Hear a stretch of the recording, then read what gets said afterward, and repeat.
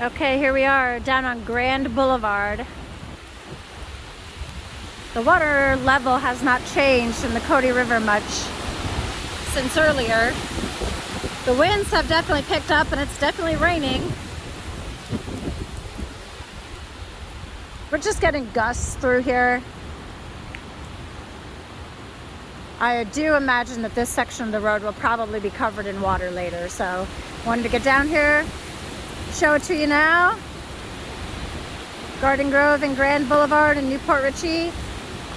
Hurricane Helene is less than 100 miles off the coast. Cody River is still in its banks at the moment. We'll touch back in a little bit.